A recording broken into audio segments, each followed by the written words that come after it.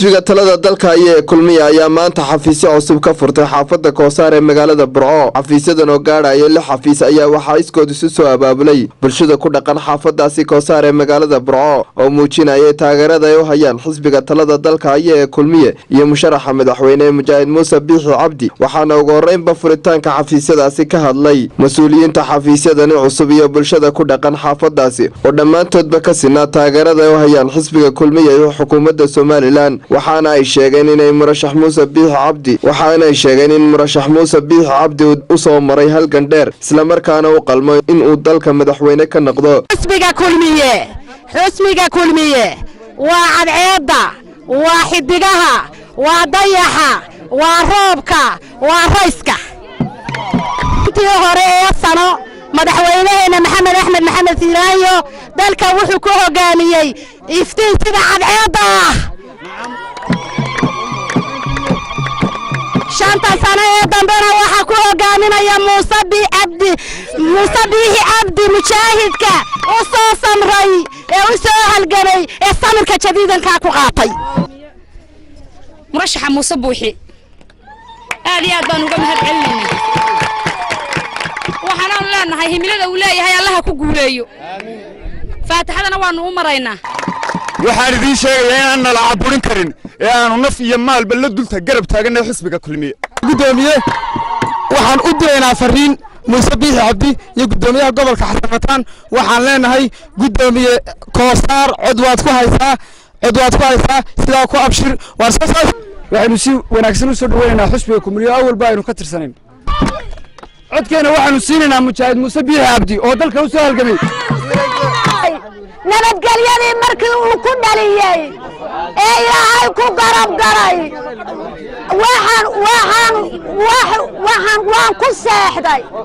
waan ku soo toosay waan ku fadhiistay marka la xasiinaya kaarka asana wadana xasiinaya kaarka ciyaarta baxyaanta kulmiyana waa gud isaga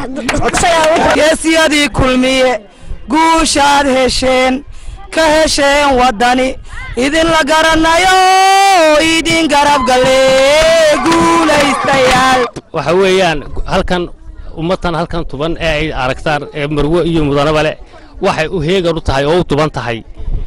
xisbiga kulmiye waxaan soo dhaweynaynay xisbigan aanu maanta joogno waxaananu ku mahadnaqaynaa inuu Ilaahay gudoomiyaha xisbiga kulmiye ee gobolka Togdheer Xasan Mataan gudoomiyaha garabka haweenka Nasra Qaliyay afayeenka gudida fulinta xisbiga kulmiye ee gobolka Togdheer Cabdiqani Mahdi Cabdixakiin Xasan Macali iyo mas'uuliyiin kale ayaa dhamaantoodba u mahadnaqay bulshada ku dhaqan xaafada Koosaar ee magaalada Burco siday ugu heelayeen in mar labaad xisbiga kulmiye uu dalkan ka taliyo abaabulkiina iyo diyaar garowgiina aad diyaar garowdeen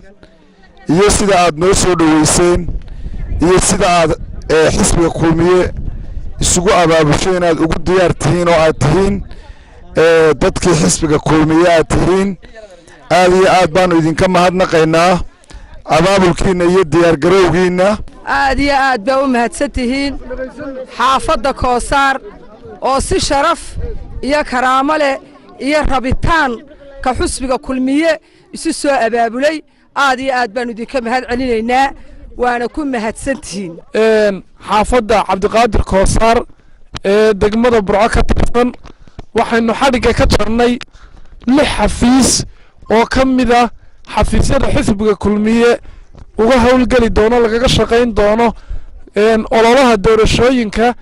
ee dalka ka dhici doona inagu soo fool leh waxaan mahadcelinaynaa shacabweynaha halka yimid waxaan mahadcelinaynaa madaxda xisbiga gobolka in Koosaar hilaaca soo socda uu ka baxo oo codkiina cududiisnaba ku muujistaa sidoo soo bixila Mujaahid Muuse Biixi Cabdi